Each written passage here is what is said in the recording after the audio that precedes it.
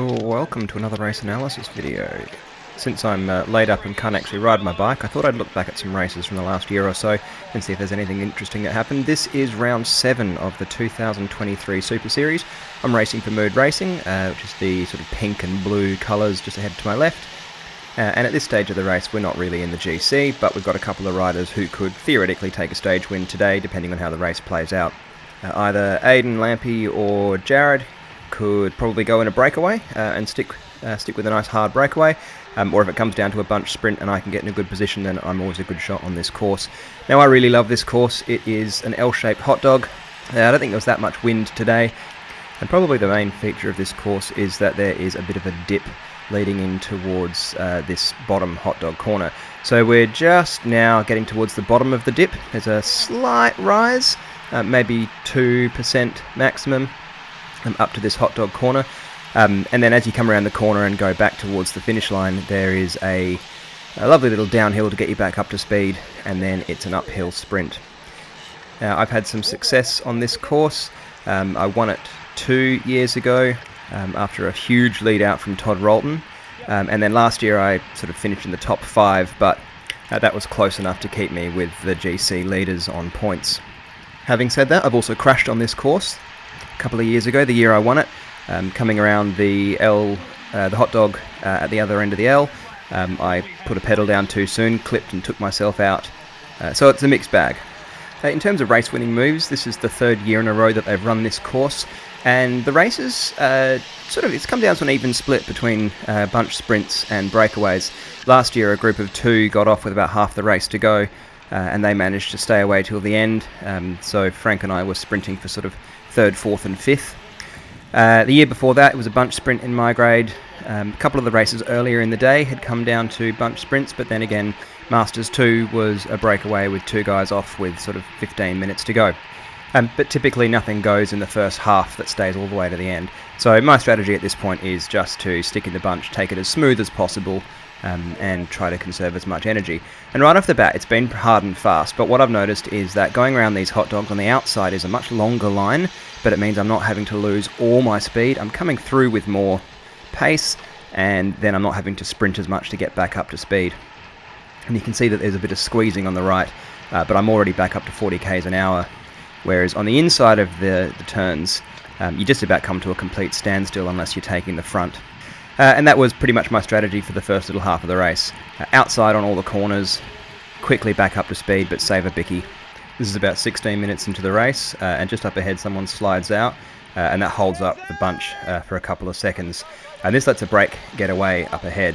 Also, as you can see coming around this corner, we're all held up a little bit, and gaps start to open up the front. Fortunately, both Jared and Alistair, who are in my rear camera, just swing by and get straight on the front of this little bunch and stitch it straight back up without me having to get my nose in the wind. So all of these little things with the teammates helping out just save that little bit of energy that you need later in the race.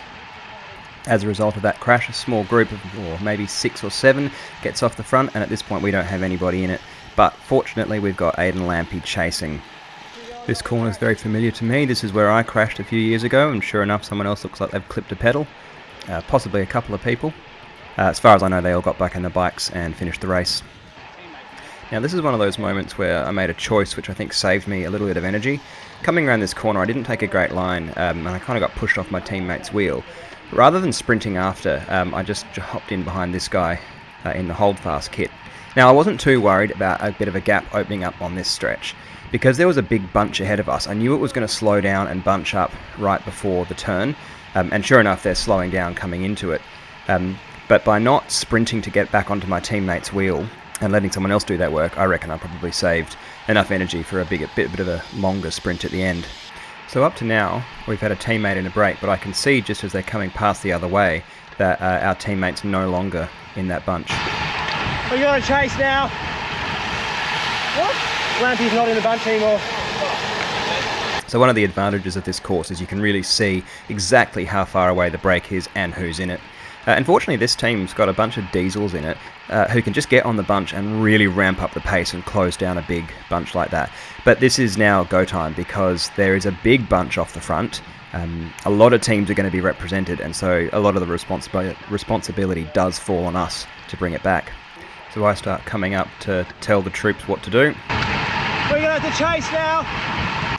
But for whatever reason, the brake wasn't working well together, and even as Lampy starts coming back through the main field, you can see that the gap to the brake is dramatically coming down, and the pressure really seems to be coming out of that. I'm still not quite happy with the gap. We have to chase, guys. And so I start moving myself to the front just to make sure that we've got some impetus to try to keep that chase going. But fortunately, as I come around this corner, you can see the brake is, just a few metres ahead, and it's pretty obvious we're going to catch them pretty soon. Now, at this stage of the race, I have not put my nose in the wind once, and so when there's a few gaps opening up ahead of me, I'm happy to close them. I'm still pretty fresh. And I come through and I can see that the gap's beginning to open up again, and I'm about ready to take the front, but this Butterfields rider, he's laying down the watts, and so I'm quite happy to slot in third wheel. He does a really good job getting us back up to speed, but then he flicks the elbow. And again, although it looks like it's coming back, I'm not willing to chance it because, that last few metres of catching a brake is sometimes the hardest. So when the guy in the black chrome kit pulls off, I am going to do a bit of an effort. Initially I hit it up to 400 watts, but then I can see that the brake has completely fanned out across the road, and I'm really just tempoing right up the back of them. So for whatever reason I found myself on the inside of this corner, and you can see that as I'm going around I'm slowing right down to sort of 15-20 k's an hour, and I'm having to do a lot higher of an effort to get back up to speed. I was punching up above 800 watts just there. And it felt like it was much easier to move up on the right, sort of coming up this side, but it also felt like I had to sprint a lot harder. So I've come out of here with a reasonable amount of speed, but you can see that I'm already kicking up above sort of 600-700 watts just to get back in the wheels, whereas when I was coming around the outside, it felt like I was having to do less of a spike in power. Alright, so we're coming up to the business end of this race. I think there's about 3 laps or so to go, and I want to be near the front. Now, I don't want to be on the front. You'll hear me saying this every single race video, but sometimes when you've got some speed and you're coming through something like this, it's good just to get as close to the front as you can, because you can always slide back into the pack. And I get pretty lucky here, and I get to slot on in sort of third wheel coming around the tight corner.